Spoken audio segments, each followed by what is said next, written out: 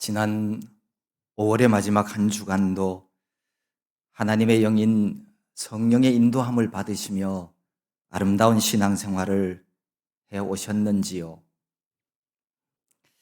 하나님께서 우리에게 하나님의 영을 부어주시는 이유는 우리 성도들이 이제는 죄악을 범하는 삶에서 벗어나서 성령의 인도함을 받으며 기쁘고 복된 삶을 살라고 우리에게 부어주셨습니다. 사람이 아무리 똑똑한 것 같아도 학문을 익히고 지식을 배워도 자기 힘으로는 스스로는 죄악의 굴레에서 벗어날 수 없습니다. 오직 성령의 인도함을 받아야만 진정 진리가 주는 자유함을 누리며 살아갈 수 있습니다. 이런 천국의 삶을 여기에 계신 여러분 모두도 바로 이 땅에서 맛보며 누릴 수 있기를 소망합니다. 오늘은 구약 성경 12개의 소예언서 중에 아모스서 말씀을 함께 상고하고자 합니다. 이 아모스 선지자는 남유다의 드보아 출신인데 북이스라엘을 향해서 하나님의 말씀을 선포한 선지자입니다. 그는 특별히 하나님의 공의, 이 정의를 강하게 선포하였습니다. 아모스가 활동했던 주전 8세기는 북이스라엘 왕국이 가장 번성하던 시기였습니다. 북왕국 여로보암 2세 왕은 아람 나라를 공격해서 그 수도인 다메섹을 정복했습니다. 그뿐만 아니라 모압 족속까지 공략함으로써 그 영토를 아주 크게 넓혔습니다. 이스라엘 역사상 이렇게 광대한 영토를 차지한 때는 통일왕국 다윗과 솔로몬 시대를 제외하면 여로보암 2세 때가 유일합니다. 그는 국가 경영에도 능했습니다. 지리적인 여건을 이용한 중개 무역으로 국가의 부를 아주 크게 증진시켰습니다. 그래서 당시 북이스라엘은 경제적으로, 정치적으로 최고의 전성기를 누리고 있었습니다. 하지만 이러한 때에 북이스라엘은 오히려 극심한 종교적, 도덕적인 타락에 빠지고 말았습니다. 경제적인 풍요는 사람으로 하여금 결코 만족을 누리지 못하게 합니다. 그래서 더 많은 부와 물질을 갈망하게 만들고 급기야는 눈에 보이는 물질을 최고의 가치로 여기는 물질 만능주의에 빠뜨리고 말았습니다. 사람 안으로 스며든 이 물질 만능주의는 저 천국의 소망까지도 잃어버리도록 만들었습니다. 이 세상 풍요만을 쫓아 사는 현세지향적인 풍조 속에서 그들은 온갖 악한 일을 자행하며 살았습니다. 북이스라엘 백성들은 경제적, 정치적 번영 자체가 그것이 하나님이 주신 복의 다라고 생각했습니다. 그래서 도덕적, 종교적으로는 아무런 양심의 가책도 느끼지 않았습니다. 오히려 자신들의 일신상의 안일만을 위하여서 사치와 방탕을 일삼고 있었습니다. 바로 이러한 때 아모스는 분연히 일어나 경제적, 정치적 번영으로 안일과 방종에 빠져 있는 이 북이스라엘 백성들을 향하여서 하나님의 심판이 임박했다고 선언합니다. 북이스라엘 나라가 공의와 정의를 내팽개치고 하나님께 대해서나 사람에 대해서 의로운 삶이라고는 찾아보기 힘든 부패한 상황임을 그들로 하여금 일깨워 주었습니다. 계속해서 이런 상황이 계속 반복되고 지속된다면 그들이 아무리 하나님이 택한 선민이라 할지라도 하나님의 심판을 피할 수 없다고 강하게 이야기합니다. 현재 북이스라엘이 하나님 앞에서 공의와 정의를 회복하는 것만이 멸망 가운데서 구원받을 수 있는 유일한 길이라고 하는 사실을 깨달으라고, 그리고 속히 회개하고 돌아오기를 아모스는 촉구하였습니다. 하나님은 아모스 선지자를 통해서 오늘 본문에서 이렇게 말씀합니다. 내가 너희 절기들을 미워하여 멸시하며 너희 성회들을 기뻐하지 아니하나니. 너희 절기는 이스라엘의 3대 절기를 가리킵니다. 성회라고 하는 말은 종교적인 의식이나 주님의 이름으로 모이는 모임들을 의미합니다.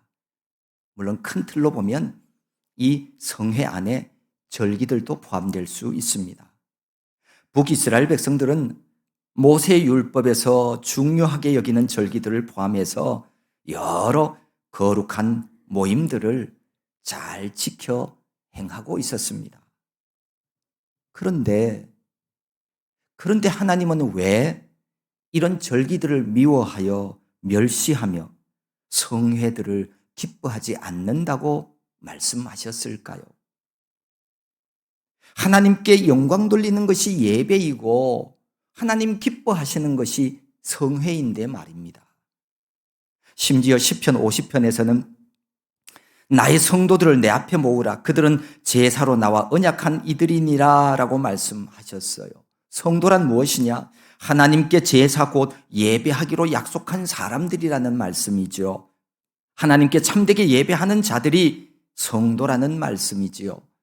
이런저런 이유와 핑계로 예배하는 자리에 예배하지 않으면 하나님께 속한 거룩한 성도는 될 수 없습니다. 왜냐하면 성도란 예배하는 자들이라고 약속했다고 하나님이 말씀하고 있기 때문입니다. 이토록 예배가 중요한데, 이 예배와 성회가 중요하지만 하나님은 그들의 예배를 받으시지 않았습니다.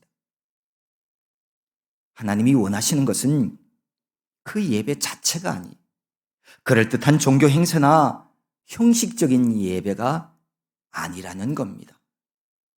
이스라엘 백성이 모세 율법에 기록된 의식들을 문자적으로 준수했다 하더라도 외형적으로 신앙을 흉내내는 것에 지나지 않았다고 하나님은 보시는 것.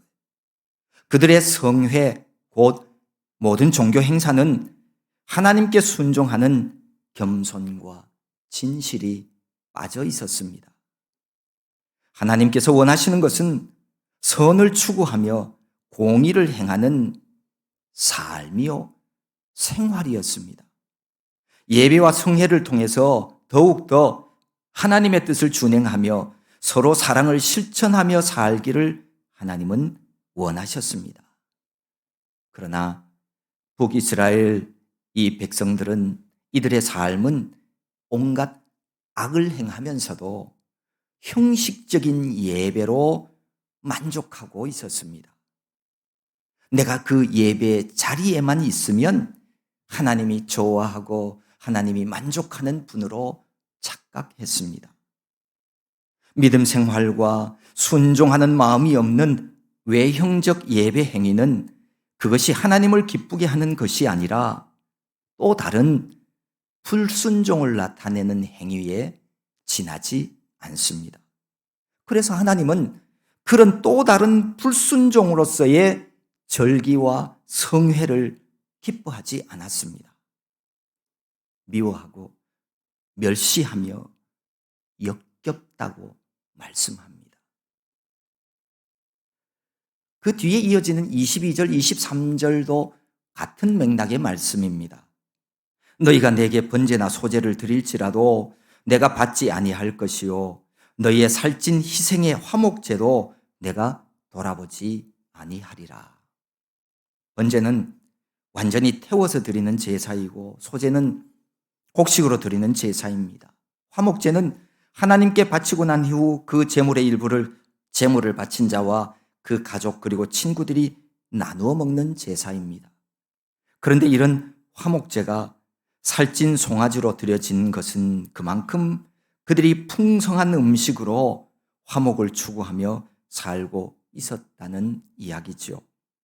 이처럼 당시 이스라엘 백성들이 하나님이 주신 율법을 따라 제사 행위 그 의식은 실천하며 살았음을 보여주는 말씀입니다.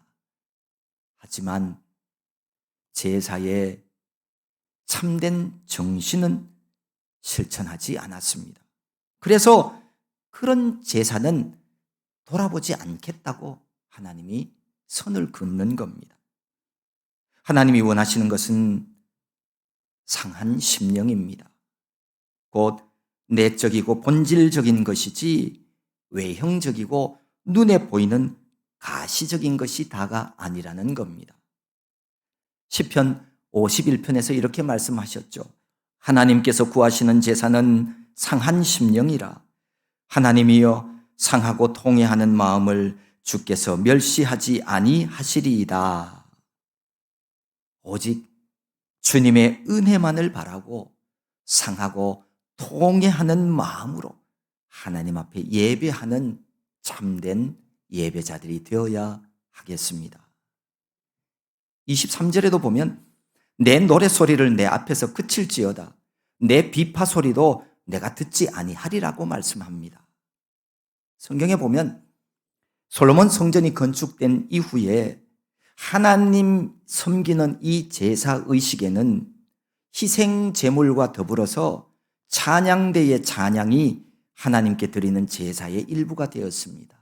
다시 말하면 그 예배의 찬양이 한 순서가 되어졌다는 거죠. 목소리로 하는 찬양만이 아니라 나팔이나 재금 같은 악기도 사용해서 하나님께 영광을 돌렸습니다. 우리 하나님께서는 이런 찬양을 얼마나 좋아하시는지 모릅니다. 하나님은 말씀하시기를 나는 이스라엘의 찬양 중에 거하시는 하나님이라고 그렇게 성경은 말씀하고 있습니다. 내가 진짜 하나님을 믿는, 하나님을 기쁘시게 하기를 원하는 자녀가 되었다면 찬양하기를 힘써야 합니다. 찬양이 없는 예배는 상상할 수 없어요. 예배 시간 성전에 나와 앉아 있기는 하지만 찬양하지 않는다면 우리의 예배를 바꿔야 합니다. 그렇게 해서는 우리가 참된 예배자 될 수 없고 하나님이 받으시는 예배가 될 수도 없습니다. 우리의 목소리를 높여서 찬양해야 합니다. 간혹 이 콘서트장이나 TV에서 노래하는 사람들을 이렇게 볼 때가 있어요. 그 사람들 얼굴을 잘 보면 정말 성경의 표현이 생각나요. 마음을 다하고 목숨을 다하고 뜻을 다하고 힘을 다하여 노래하고 있는 모습을 볼 수 있어요. 그 노래하는 사람들 얼굴, 그 입모양을 잘 보세요. 온 힘을 다 쏟으면서 거기에 감정적인 요소를 거기다가 더하고 가사 한마디 한마디 소리를 낼 때마다 입모양을 만들고 정말 자신의 마음 정성을 거기에 담아서 소리를 내는 거예요.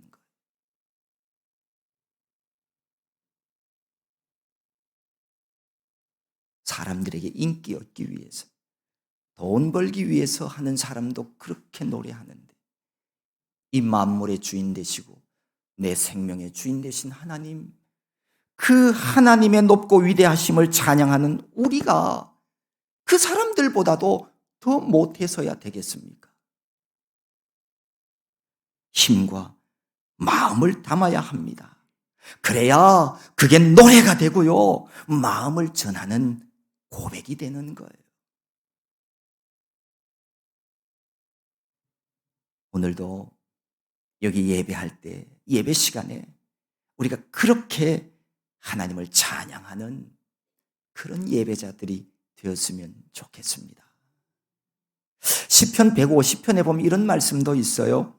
큰 소리 나는 재금으로 찬양하며 높은 소리 나는 재금으로 찬양할지어다. 호흡이 있는 자마다 여호와를 찬양할지어다. 할렐루야. 큰 소리, 높은 소리로 찬양하라고 하는 말씀은 큰 소리에 내 마음의 열정이 거기에 담겨 있기 때문에 그 그렇습니다.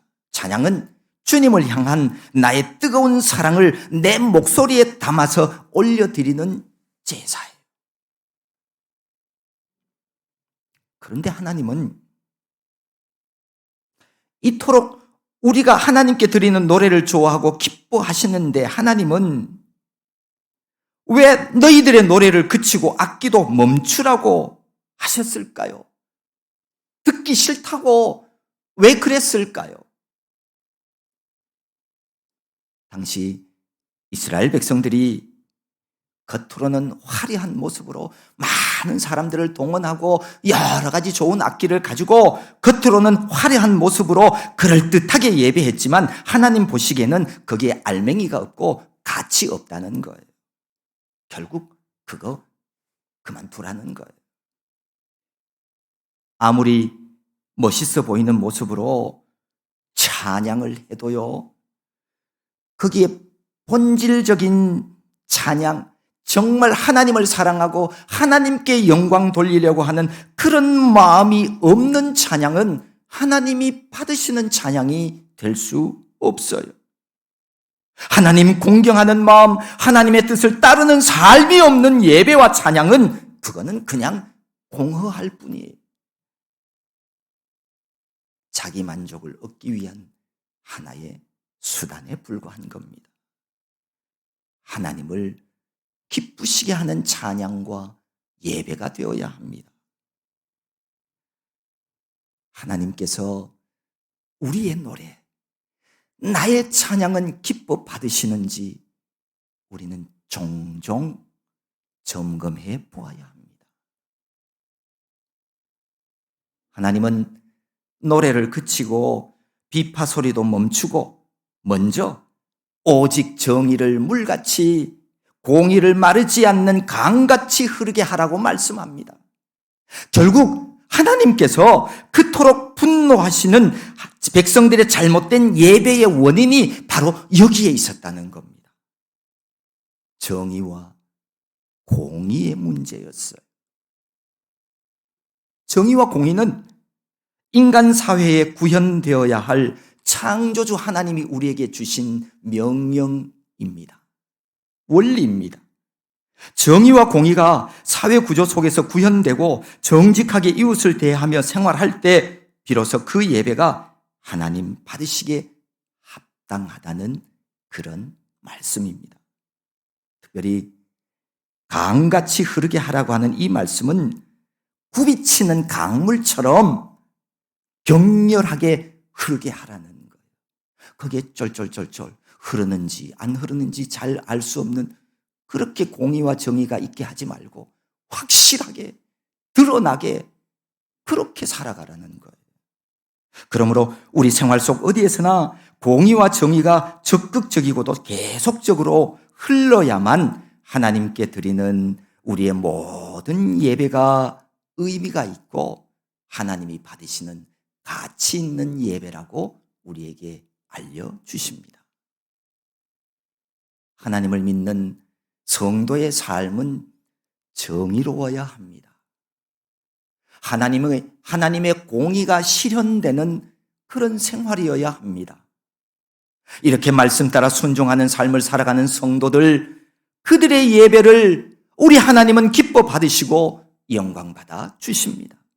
은혜와 복으로 채워주시는 그런 복된 예배가 될 줄로 믿습니다. 하나님은 이스라엘을 향하여 이렇게 물으십니다. 이스라엘 족속아, 너희가 40년 동안 광야에서 희생과 소제물을 내게 드렸느냐? 이스라엘 백성이 희생과 소제물을 드렸는지 안 드렸는지 하나님이 진짜 몰라서 묻는 게 아니에요.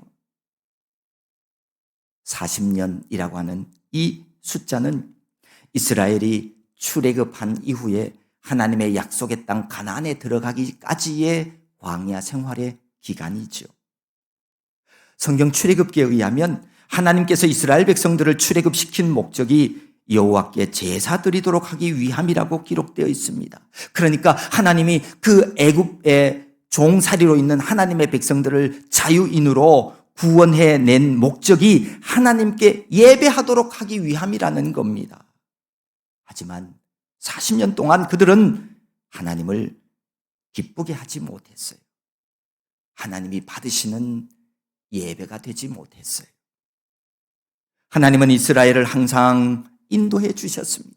낮에는 구름 기둥, 밤에는 구름 불 기둥으로 그들을 인도해 주셨지만 이스라엘은 줄곧 배도의 길을 걸어갔습니다. 무슨 일이 생길 때마다 기다렸다는 듯이 하나님을 향하여 불평불만하며 하나님을 향하여 삿대질을 해댔습니다. 온전한 섬김의 신앙의 태도를 가지고 있지 못했습니다. 하나님 아버지의 마음을 아프게 했습니다. 이스라엘 족속들은 40년간 희생과 소제물을 드린다고 자신들은 드렸는지 모르겠지만 하나님 받으시는 제사는 되지 않았다고 하나님이 탄식하시는 겁니다.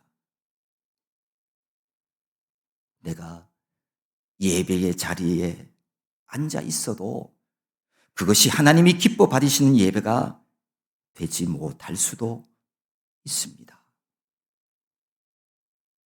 누구에게나 있는 종말의 날, 그 종말의 날에 주님이 나에게도 야, 너 동훈아, 나에게 진정으로 예배한 적이 언제였니? 라고 되묻지 않도록 우리 모두는 매 시간 하나님이 받으시는 참된 예배자가 되어야 하겠습니다. 그렇지 않으면 우리의 삶은 의미 없어요. 뭐 맛있는 거 좀 더 먹고 뭐 좋은 곳 한 곳에 구경했다고 해서 그게 우리 인생의 성공이냐? No, 그렇지 않습니다.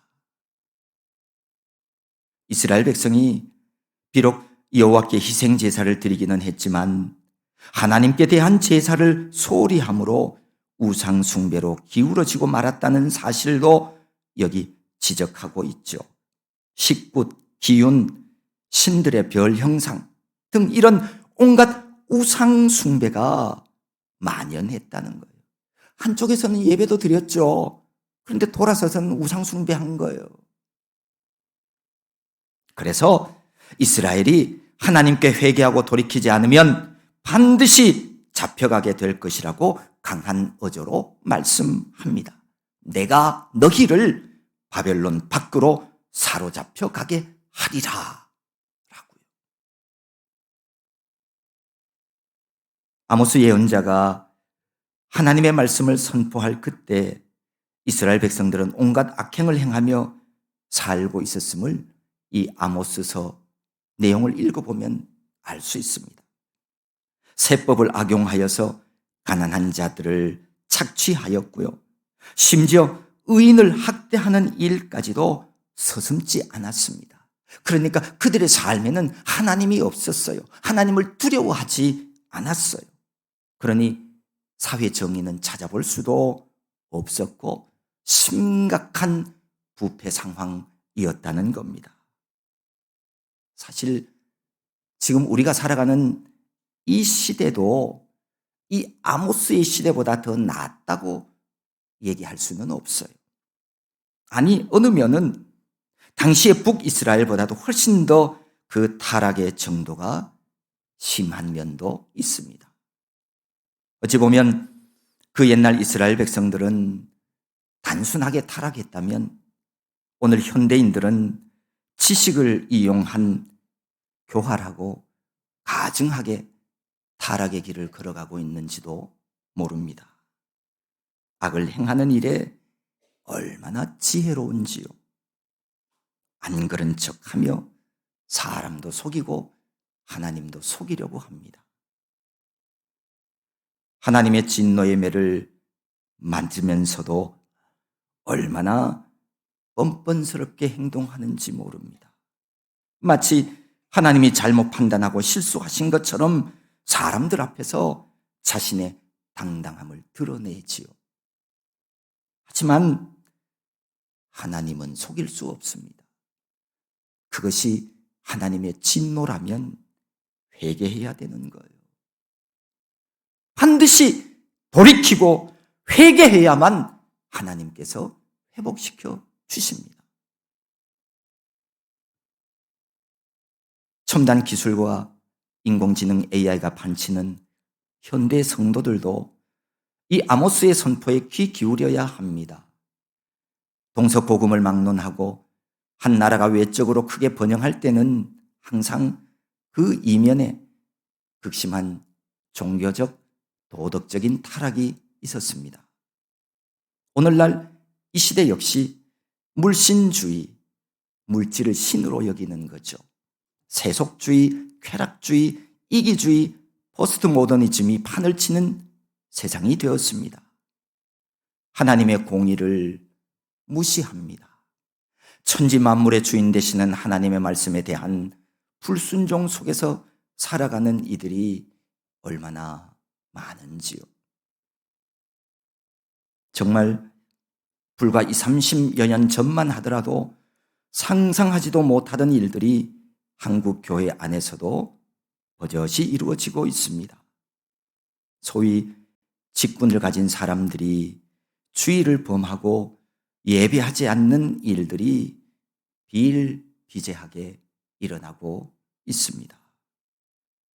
전에는 어떤 이유로도 용납되지 않는 금기 사항이었습니다. 물론 직분이 꼭 신앙의 정도를 말하는 것은 아니지만 직분자의 책임과 의무조차 잃어버리는 신앙생활은 그것이 정상이라고 이야기할 수는 없습니다. 예배하지 않아도 무덤덤합니다. 매일 새벽 기도는 뒤로 하고라도 일주일에 한 번 수요일조차도 기도하지 않아도 그것이 아무 문제가 없고 당연하다고 여깁니다. 도리어 교회에 나오는 사람들이 이상한 사람들이고 특별하게 신앙생활하는 사람들이라고 여깁니다. 그러니 정말 이상한 시대이죠. 그러니 교회 안에는 일주일에 한 번 예배 자리에 참석하는 것으로 구원받은 줄 착각하는 성도 아닌 성도라 불리는 사람들만 늘어가고 있습니다. 물론 다 그런 것은 아닙니다.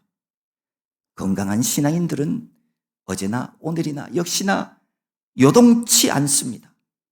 굳건한 믿음의 부모의 본을 본받는 자녀들, 영적 교사들을 보고 바르게 배운 사람들은 비가 오나 눈이 오나 추우나 더우나 내 환경과 감정이 어떠하든지 이 세상 순례의 길을 잘 걸어가고 있습니다.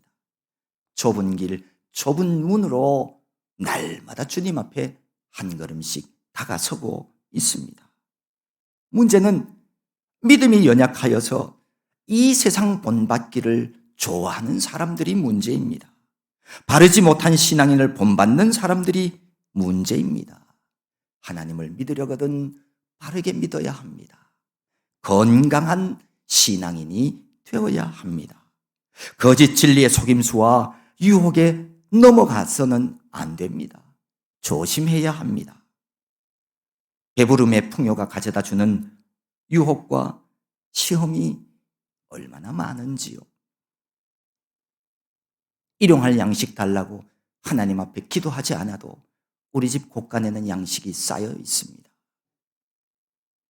하나님이 주시지 않아도 내 주머니에 있는 돈으로 얼마든지 살 수 있습니다. 그러니 하나님 앞에 기도하지 않습니다. 하나님 앞에 다가서지 않습니다. 곧 돈이 신이 되어버린 사람들로 넘쳐납니다.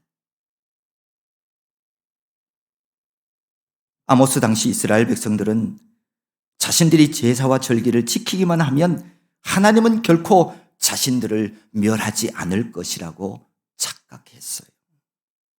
물질적인 복만을 위한 이상한 신앙에 젖어 있었습니다. 그래서 그들은 신앙을 하나의 장식품처럼 여겼습니다. 여러분, 신앙은 액세서리가 아니에요.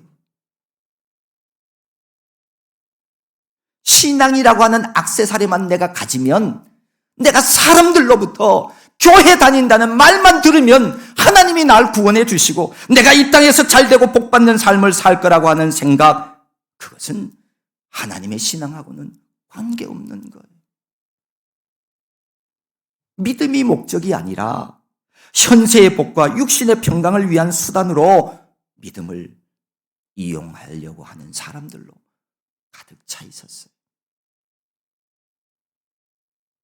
그러므로 오늘을 사는 우리 성도들도 아모스 선지자를 통해서 주시는 하나님의 말씀을 우리 마음에 깊이 새겨야 합니다.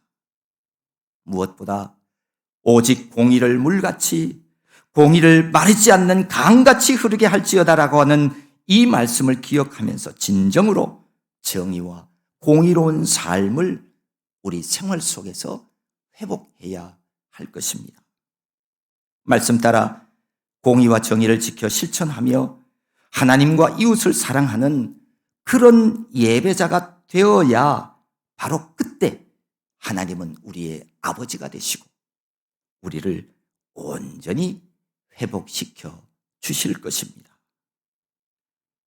구원받은 성도들은 가는 곳마다 그곳을 하나님의 공의와 정의가 넘치는 그런 세상으로 만들어 가야 합니다. 우리를 통해 하나님의 뜻이 이 땅에 이루어지는 삶을 살아야 합니다. 여기 저와 여러분 모두가 이런 정의로운 신앙생활을 통해서 이 세상을 진리 안에서 아름답게 만들어가는 그런 거룩한 성도 다 될 수 있기를 소망합니다.